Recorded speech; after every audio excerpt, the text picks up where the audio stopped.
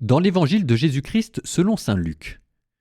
En ce temps-là, Jésus disait aux pharisiens : « Il y avait un homme riche, vêtu de pourpre et de lin fin, qui faisait chaque jour des festins somptueux. Devant son portail gisait un pauvre nommé Lazare, qui était couvert d'ulcères. Il aurait bien voulu se rassasier de ce qui tombait de la table du riche, mais les chiens, eux, venaient lécher ses ulcères. Or le pauvre mourut, et les anges l'emportèrent auprès d'Abraham. Le riche mourut aussi, et on l'enterra. Au séjour des morts, il était en proie à la torture. Levant les yeux, il vit Abraham de loin et Lazare tout près de lui.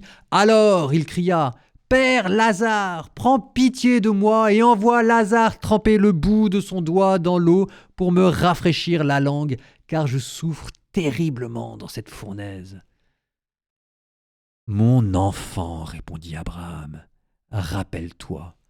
Tu as reçu le bonheur pendant ta vie et Lazare le malheur pendant la sienne. Maintenant, lui, il trouve ici la consolation et toi la souffrance. Et en plus de tout cela, il y a un grand abîme qui a été établi entre vous et nous pour que ceux qui voudraient passer vers vous ne le puissent pas et que de là non plus on ne traverse pas vers nous. » Le riche répliqua : « Eh bien, père, je te prie d'envoyer Lazare dans la maison de mon père. En effet, j'ai 5 frères, qu'il leur porte son témoignage de peur que eux aussi ne viennent dans ce lieu de torture. » Abraham lui dit : « Ils ont Moïse, ils ont les prophètes, qu'ils les écoutent. » « Non, père Abraham, dit-il, mais si quelqu'un revient de chez les morts pour les trouver, ils se convertiront. » Abraham répondit : « S'ils n'écoutent pas Moïse ni les prophètes, quelqu'un pourra bien ressusciter d'entre les morts, ils ne seront pas convaincus. »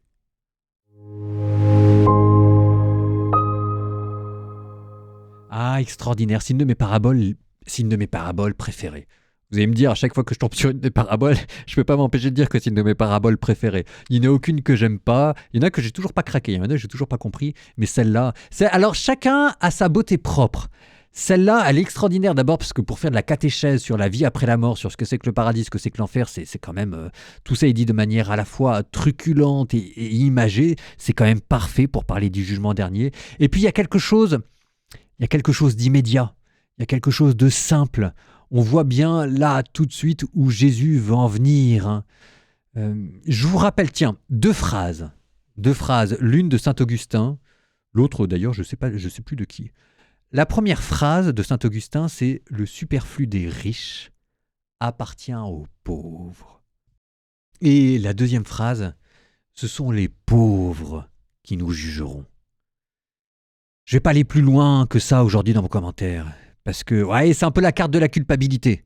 Je suis un peu en train de vous tirer les oreilles pour vous dire faites attention aux gens qui sont autour de vous et aux gens qui sont dans le besoin. Et j'avoue qu'il faudrait que je me tire à moi-même un peu plus les oreilles, mais je suis désolé, enfin voilà, au risque de vous faire mal à vos oreilles. Sur cette question-là, du rapport à la richesse et du rapport à la pauvreté, on n'aura jamais les oreilles suffisamment tirées.